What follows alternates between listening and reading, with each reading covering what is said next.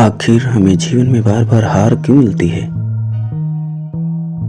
जो हार कर भी हारता, संभावना ले जीत की, उसका विधाता श्रेष्ठ है, खुद का भी मन वो जीतता। आखिर हमें हार का ही सामना बार बार क्यों करना पड़ता है? क्यों जैसे कोई पहिया बार बार घूमकर बार बार धरती को छूता है, कुछ उसी तरह जिंदगी के हर पड़ाव पर हमें हार का ही सामना करना पड़ता है। आखिर भाग्य में क्या लिखा है? क्या हारना ही फितरत है हमारी?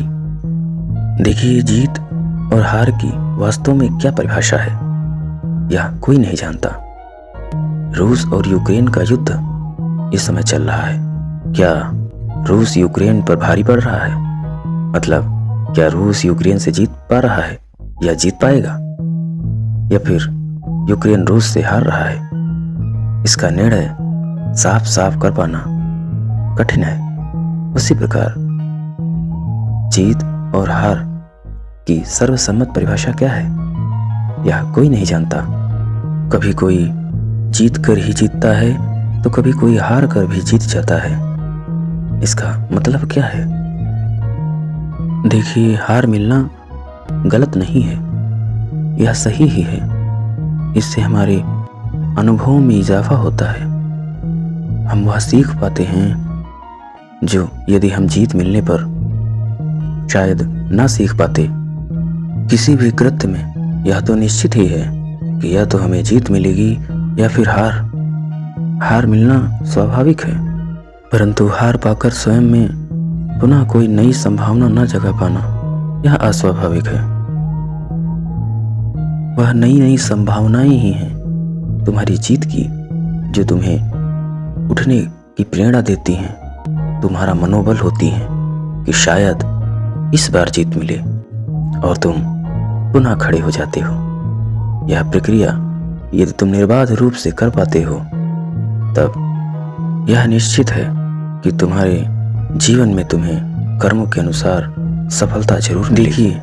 जो अपने किसी भी कृत्य में जीत पाकर जीत जाता है, वह तो मानदंडों के आधार पर है, परंतु जो हार कर जीतता है वह लोगों के दिलों पर जीत पा लेता है और अंततः वही विजयी कहलाता है। यह बिल्कुल उसी तरह है जैसे सुख और दुख। कुछ लोग दुखी होकर भी आत्म सुख प्राप्त करते हैं और कुछ लोग सांसारिक सुखी होकर भी आत्म दुख प्राप्त करते हैं। अब इस पर यदि सुख की परिभाषा बनाई जाए तो वो क्या होगी? कौन सुखी है और इस संसार में कौन दुखी है, यह निर्णय कर पाना कठिन है। जो व्यक्ति दूसरों की नजरों में सुखी है, उससे यदि उसकी पूछोगे तो वह स्वयं को दुखी कहेगा, और जो दुखी है वह सांसारिक आवश्यकताओं की पूर्ति ना कर पाने और जीवन में मिल रहे अभावों की वजह से दुखी जरूर है, परंतु वह स्वयं को वास्तव में अंतर से सुख पाता है। एक चैन सा महसूस होता है उसे।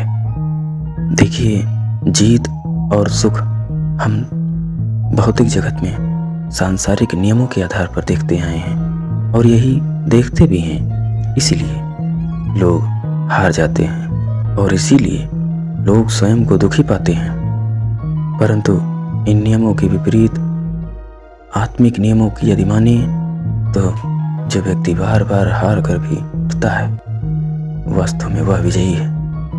वह जीत पाता है हार पर, क्योंकि वह हार से हारता नहीं, और वह व्यक्ति सुखी है जो आत्म सुख में लीन है। जीवन में आवश्यकताओं की आपूर्ति नहीं है।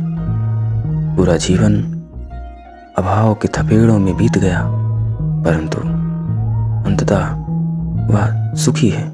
यह जानकर कि उसने जीवन में कुछ न कमाया, परंतु उसकी संतति उसके संस्कारों से परिपूर्ण है। वह अपने आत्मिक मूल्यों से कभी न पीछे हटा।